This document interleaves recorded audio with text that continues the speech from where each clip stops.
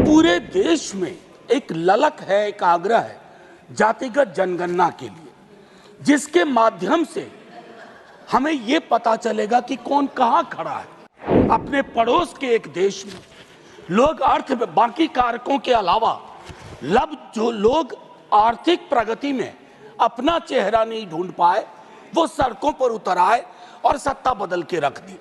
मैं समझता हूं हम लोगों को प्रिवेंटिव स्टेप्स लेना चाहिए। कोई भी परमानेंट नहीं है सर, न वो परमानेंट वहां है, न ये लोग परमानेंट यहां है।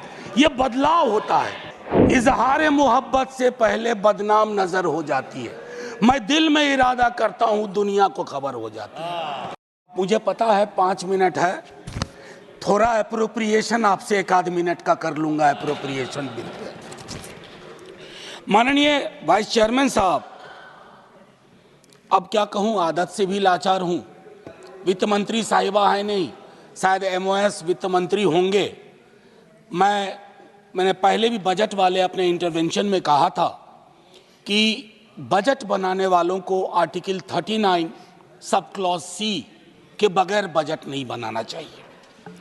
अब ये आंकड़ा हमारे देश में कमोबेश सभी के पास है कि 10% लोग 78% तकरीबन संपत्ति पर उनका अधिकार है।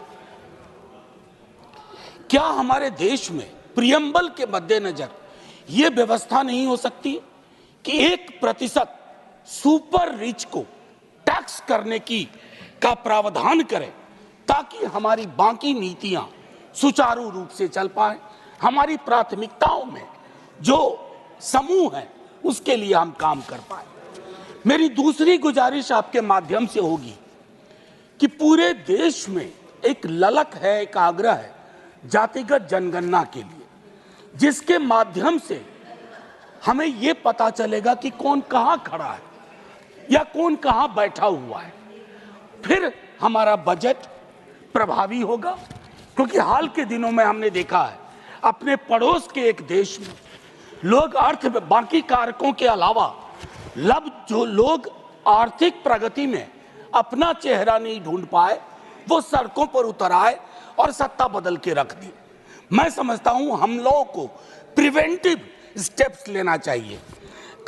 कृषि और कृषि कल्याण के संदर्भ में मैंने बजट में जो बातें कही, उसके बरक्स में कहूं, छोटी जोत का किसान और भूमिहीन मजदूर वो हमारी प्राथमिकता में आए, और उसके लिए सच्चे सरोकार से हमारी कोशिश हो। इंटर्नशिप की व्यवस्था की गई है। बेरोजगारी के इस आलम में इंटर्नशिप ऊंट के मुंह में जीरा भी नहीं कह सकता हूं मैंने पहले भी कहा था 5,000 रुपए की इंटर्नशिप प्रति मास मतलब होता है 166 रुपए 66 पैसे प्रतिदिन। ये न्यूनतम मजदूरी से कहां ऊपर है कहां नीचे है, इसका आकलन होना चाहिए। मनरेगा को लेकर के दृष्टिकोण साफ होना चाहिए। मेरे कलीग दिग्विजय जी भी बोल चुके हैं, 86,000 करोड़ आपका ये रिवाइज एस्टीमेट से भी कम है, और इससे 3 तरह की चीजें होंगी। मांग पर असर होगा, अच्छे एसेट्स का निर्माण नहीं होगा, पेमेंट डिले होगा। इसको रिविजिट करने की आवश्यकता है। लेबर अनएम्प्लॉयमेंट में आप एलोकेशन देख लीजिए। मैं जानता हूं संगठित क्षेत्र में एम्प्लॉयमेंट का सिचुएशन सैचुरेशन पे है सर, मशीनीकरण हुआ है, लेकिन असंगठित क्षेत्र में समायोजन की अभूतपूर्व क्षमता है। जो हम एमएसएमई कहते हैं ना सर, उसमें खास करके माइक्रो और स्मॉल पर हमारा फोकस ज्यादा होना चाहिए, ताकि बेरोजगारी का जो ये विकराल जो एक मंजर है उसको हम एड्रेस कर पाए। सर, आज से कुछ बरस पूर्व ले जाऊंगा। आज जब मैं आपके समक्ष आ रहा था सदन के लिए, हमारे घर पे कूली बंधुओं का एक समूह आया। उन्होंने अपनी एक मांग रखी सर। एक कुली नाम की फिल्म देखी होगी आपने भी, क्योंकि हमारी आपकी उम्र में कोई खास फर्क है नहीं, हम सब उस फिल्म को कई बार देखे। वो जो कुली की संकल्पना थी, आज उनकी हालत क्या है सर। सुविधा के लिए बैटरी रिक्शा आ गई है, मानता हूं, एस्केलेटर लग गए हैं, सुविधा बढ़ी, मानता हूं, लेकिन सर उन कुलियों का तकरीबन 20,000 कुली है। लालू जी ने ग्रुप डी में उनके समायोजन की व्यवस्था की थी। मैं चाहता हूं कि रेलवे के किसी महकमे में आप इन 20,000 लोगों के समायोजन की, क्योंकि ये सारी दुनिया का बोझ उठाते रहे हैं। सर मैंने कहा था 1 मिनट एप्रोप्रिएट करने की कोशिश करूंगा। बजट एलोकेशन यूजीसी का अगर हम देखें तो वह गंभीर विषय है। सर हायर एजुकेशन के लिए जो नजरिया होना चाहिए उसमें मुझे कमी दिखती है। प्राइवेटाइजेशन से शिकायत अभी नहीं कर रहा हूं, लेकिन पूरी की पूरी हायर एजुकेशन का अगर आप पिरामिड देखें, वो पिरामिड फ्लॉड, उसको आपको बदलने के लिए मैं समझता हूं काफी कुछ करना होगा, इंक्लूडिंग रिसोर्स एलोकेशन। चूंकि ये कश्मीर पर भी है एप्रोप्रिएशन का मामला, तो मैं आपसे एक बात बस कह के खत्म करूंगा। फाइनेंस मिनिस्ट्री ने 20% कट किया है इंपोर्ट ड्यूटी में, वॉलनट और एप्पल में।